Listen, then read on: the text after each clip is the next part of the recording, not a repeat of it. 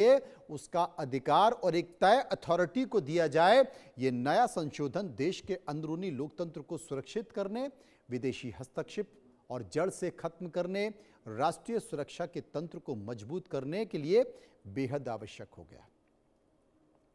अब यहां पर रुकिए। आप यहां पर बहुत महत्वपूर्ण बात करने जा रहा हूं, क्योंकि अभी जंतर मंतर पर आंदोलन हुआ, उससे भी मैं इसको कनेक्ट करूंगा।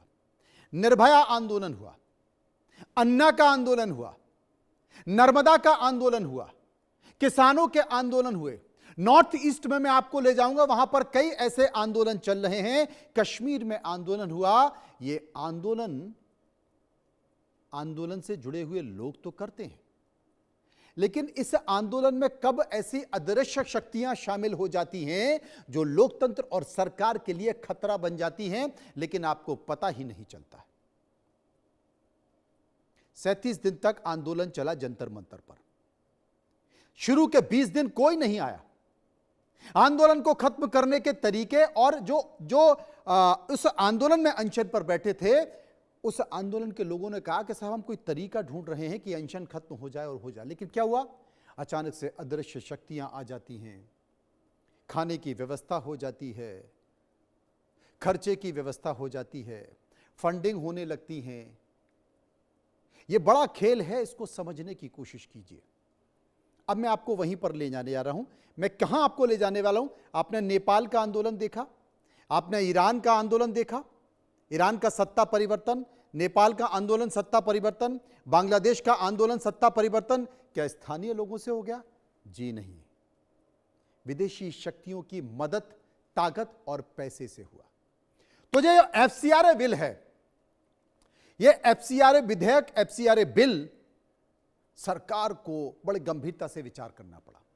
अब इसके लागू होने के बाद क्या होगा? विदेशी पैसों के दम पर भारत की सड़कों पर जो विरोध प्रदर्शन होते हैं, आंदोलन खड़े हो जाते हैं, वो छोटे से आंदोलन का बड़ा हो जाता है, वो करना बहुत नामुमकिन हो जाएगा।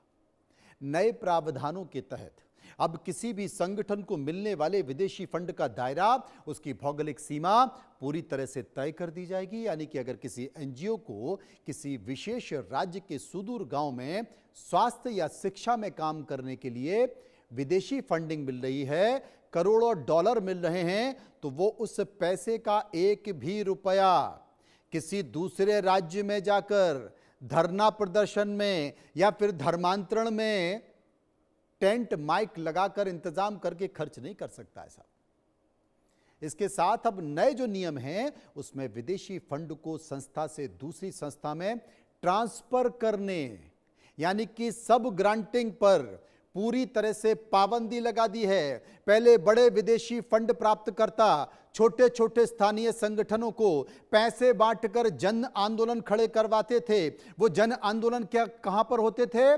बड़े बड़े जो पावर प्रोजेक्ट लग रहे हैं वहां हो जाते थे, बड़े बड़े जहां पर डैम बन रहे हैं नदियों पे वहां हो जाते थे, जब न्यूक्लियर के प्लांट लगाए जा रहे थे वहां हो जा रहे थे। तमाम नॉर्थ ईस्ट के ऐसे राज्य जहां पर रेयर अर्थ मिला है, जहां पर चीन की नजर है, वहां हो जाते थे। और इसमें वो कब मुख्य सूत्रधार पर्दे के पीछे बन जाते थे, किसी को पता ही नहीं चलता था। अब हर पैसे के लेन देन को केवल नई दिल्ली स्थित देश की एक ही बैंक में जिम्मा दिया गया है।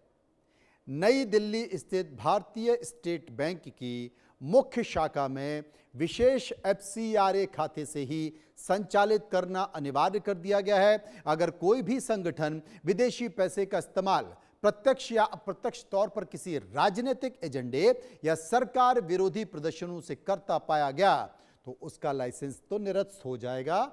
उसके साथ साथ उसकी फंडिंग, यानी कि जो माल रखा हुआ है डॉलर में, वो भी फ्रीज कर दी जाएगी। और उसकी जितनी मकान, दुकान, बिल्डिंग, गाड़ी, सब सब सब कब्जा, सब सीज। अब ये एफसीआरए जो बिल आ रहा है, दो देश बहुत परेशान है, चीन और अमेरिका। ये भारत में फंडिंग करते हैं बड़े पैमाने पर। आपको मैं ये भी बताऊंगा, एक छोटा सा आंकड़ा बता देता हूं पिछले साल का। एक छोटा सा आंकड़ा पिछले साल का, 23,000 करोड़ रुपए विदेशों से फंडिंग हुई है भारत की एनजीओ में। कितना? 23,000 करोड़ रुपया। कहां से आया? विदेशों से, डॉलर के तौर पर। किन्हें मिला? भारत के एनजीओज को मिला। 23,000 करोड़। आप समझ सकते हैं। मैं फिर दोहरा रहा हूं, इस देश में तमाम ऐसे एनजीओ हैं जो विदेशी फंडिंग प्राप्त करते हैं और वो बहुत अच्छा काम शिक्षा में भी कर रहे हैं, स्वास्थ्य में भी कर रहे हैं, वो सुदूर इलाकों में कर रहे हैं, ट्राइबल आदिवासी इलाकों में कर रहे हैं, नॉर्थ ईस्ट के इलाकों में कर रहे हैं। बहुत से ऐसी एनजीओ, मैं सब एनजीओ की बात नहीं कर रहा हूं, लेकिन कुछ एनजीओ हैं जो विदेशी फंडिंग प्राप्त करने के बाद देश विरोधी गतिविधियों में उसका इस्तेमाल कर रहे हैं। होता कैसे था? अभी मैंने बताया कि एक मदर एनजीओ है, उसको डॉलर में करोड़ों डॉलर मिले और उसके बाद लाखों डॉलर मिले। उसने फिर तमाम छोटी छोटी जो एनजीओज हैं जिनका रजिस्ट्रेशन एफसीआरए में नहीं है, उन छोटी छोटी संस्थाओं को ग्रांटिंग कर दी, पैसा दे दिया। अब वो पैसा जो उनको दिया, वो कितना पैसा दिया, कितना खर्च किया, कितना वापस ले लिया, कुछ नहीं पता। वो पैसा क्या देश विरोधी गतिविधियों में लग रहा है? सरकार ने पूरी स्क्रिप्ट पढ़ ली। अब चीन और अमेरिका में परेशानी क्यों है, इसको समझिए। असल में अमेरिका के दबाव बनाने के लिए ये तमाम रास्ते जो चीनी नेटवर्क पर भारत का तगड़ा प्रहार है, विदेशी थिंक टैंक का असर खत्म हो रहा है। भारत के जो घरेलू मामले हैं उसमें इन विदेशों पर दखल बंद हो जाएगा। विदेशी फंडिंग का खेल समझिए, आप चौंक जाएंगे। भारत में जब भी कोई बड़ा बुनियादी ढांचा या ऊर्जा प्रोजेक्ट, पावर प्लांट लगता है या नदियों पर बड़ा काम होता है, तो अचानक से क्या होता है, स्थानीय स्तर पर बड़े पैमाने पर लोग आ जाते हैं, विरोध प्रदर्शन शुरू कर देते हैं। वहां पर बहुत सारी संस्थाएं पहुंच जाती हैं। उन संस्थाओं में कैसे कैसे लोग होते हैं, खादी का कुर्ता पहनकर, चप्पल पहनकर तमाम लोग आएंगे, भाषण देकर चले जाएंगे। कहां से आए थे? बेंगलुरु से आए थे, हैदराबाद से आए थे, दिल्ली से आए थे। ऐसा लगेगा साहब इनसे गरीब तो कोई है ही नहीं, ये तो गरीब ही पैदा हुए थे और गरीब ही मर जाएंगे। लेकिन जो ये बड़े बड़े प्रदर्शन होते हैं, इन प्रदर्शन के पीछे अक्सर विदेशी फंडिंग का गहरा शक होता है। इसका सबसे बड़ा और वास्तविक उदाहरण तमिलनाडु के कुडनकुलम परमाणु ऊर्जा संयंत्र का है, जहां पर प्रोजेक्ट के चालू होने के ठीक पहले भारी विरोध हुआ। जांच में कई एनजीओ को जो संदिग्ध विदेशी फंडिंग मिली वो सामने निकल कर आ गई। और इसी तरह असम और अरुणाचल में भी हाइड्रो इलेक्ट्रिक पावर प्रोजेक्ट और फिर कोयला खदानों के खिलाफ होने वाले अभियानों में अक्सर अंतर्राष्ट्रीय पर्यावरणीय संगठनों का पैसा आया। इस स्थिति में जो सबसे बड़ा ताजा उदाहरण मैं आपको बता रहा हूं, जो कि अभी मीडिया में बहुत चर्चाओं में है, अंडमान निकोबार। अंडमान निकोबार के ग्रेट निकोबार में बनने वाले विशाल ट्रांसशिपमेंट पोर्ट और गैलेथिया बे प्रोजेक्ट के साथ ही देखी जा रही हैं। ये प्रोजेक्ट रणनीतिक तौर पर मलक्का जलडमरू मध्य के बेहद करीब है, जो चीन के समुद्री व्यापार का जीवन मार्ग है। जैसे ही भारत ने इस प्रोजेक्ट की घोषणा की, वैसे वैश्विक और स्थानीय संगठनों ने पर्यावरण के नाम पर कानूनी अड़चनें पैदा की, आंदोलन शुरू कर दिए। भारत के तमाम राजनीतिक दल के लोग वहां पहुंच गए। चीन और अन्य विरोधी देश कभी नहीं चाहते कि भारत अपनी ऊर्जा जरूरतों में आत्मनिर्भर हो, वैश्विक व्यापार मार्ग पर अपना दबदबा कायम करे। इसलिए पर्यावरण संरक्षण के चोले में छुपे एनजीओ को विदेशी मुद्रा भेजकर वे भारत के विकास की रफ्तार को धीमा करने का प्रयास करते हैं। दूसरा खेल, विदेशी देशों को कुछ ऐसे प्रोजेक्ट में अपना नुकसान दिखता है जो हल्का फुल्का विरोध दर्ज कर चुप हो जाते हैं, लेकिन इसके बाद अंदर ही अंदर वो विदेशी फंडिंग से किसी प्रोजेक्ट के विरोध के लिए जाल बुनते हैं।